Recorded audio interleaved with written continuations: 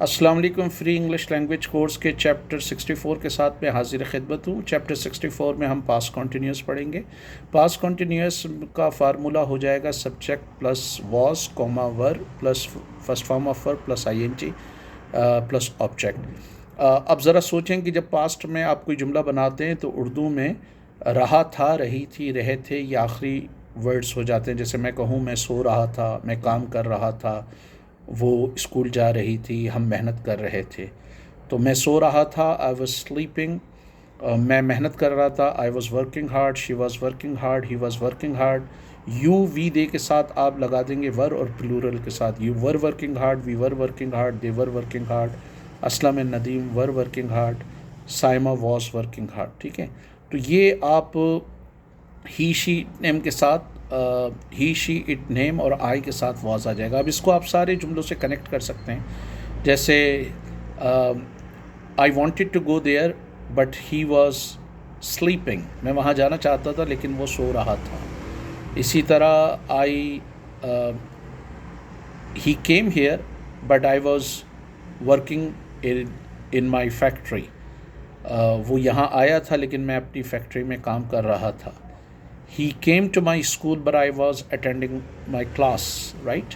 इसी तरह I didn't want to stay there, मैं वहाँ रुकना नहीं चाहता था because he was insulting me. I didn't want to talk to him, मैं उससे बात करना नहीं चाहता था because he was speaking rudely, क्योंकि वो बदतमीज़ी से बात कर रहा था।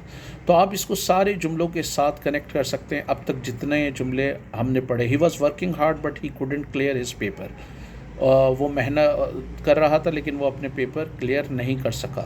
और you could say that he had all notes and he was working hard, उसके पास सारे नोट्स थे और वो मेहनत कर रहा था but he couldn't clear the paper. He was working on this project so you shouldn't have started the same project, वो इस प्रोजेक्ट पे काम कर रहा था तो तुम्हें वही प्रोजेक्ट पे काम करना शुरू नहीं करना चाहिए था। तो आप इसको सारे जुमलों के साथ बना सकते हैं। I was feeling afraid because there was no protection in that factory, मुझे डर लग रहा था क्योंकि उस फैक्ट्री में कोई प्रोटेक्शन नहीं था।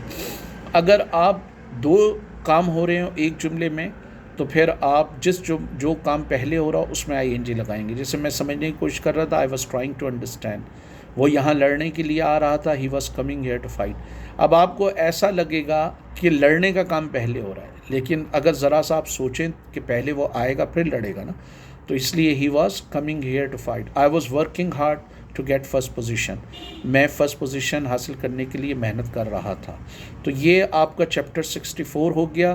बार बार जहन में ये बात रखें कि जितने आपके जुमले आप नए पढ़ रहे हैं उतनी ही आपकी बोलने की सलाहियत बढ़नी चाहिए, क्योंकि आप जुमलों को मज़ीद जुमलों को मिला सकते हैं। तो अब हम ये आपका 64 हो गया। अब हम चैप्टर 65 के साथ हाजिर होंगे।